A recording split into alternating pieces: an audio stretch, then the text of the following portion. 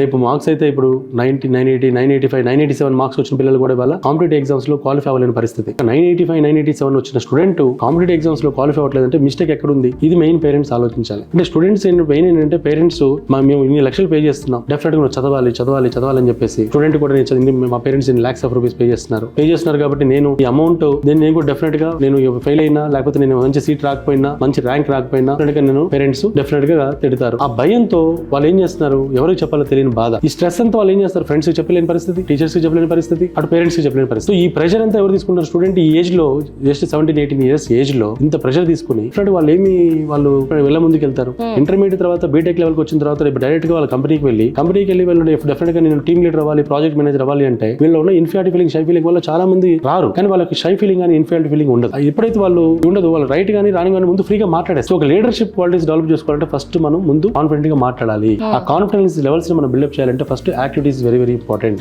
So ఆ ప్రయత్నంలో భాగంగానే మనం ఇవాళ స్టూడెంట్ కి క్లబ్ యాక్టివిటీస్ ఏవైతే ఉన్నాయో క్లబ్ యాక్టివిటీస్ ఇన్వాల్వ్ చేస్తే ఏ కాలేజీలో జరిగే ఏ కల్చరల్ యాక్టివిటీ కానీ, టెక్ ఫెస్ట్ కానివ్వండి, స్పోర్ట్స్ మీట్ కానివ్వండి, యాన్యువల్ డే యాక్టివిటీ కానివ్వండి, వర్క్ షాప్స్ కానీ, సెమినార్స్ కానీ, వెబినార్స్ కానీ ఏది జరిగినా సరే కంప్లీట్ గా స్టూడెంట్ ని ప్రతి ఒక్క స్టూడెంట్ కూడా ఏదో విధంగా వాడిని వాలంటరీ పాయింట్ ఆఫ్ వ్యూ వాలంటరీగా కానివ్వండి, ఒక స్టూడెంట్ కి ఏంటంటే ఊరికి చేశారంటే అయిపోయిందంటే కాకుండా ఒక అప్రిషియేషన్ సర్టిఫికేట్ కూడా ఇవ్వడం జరుగుతుంది.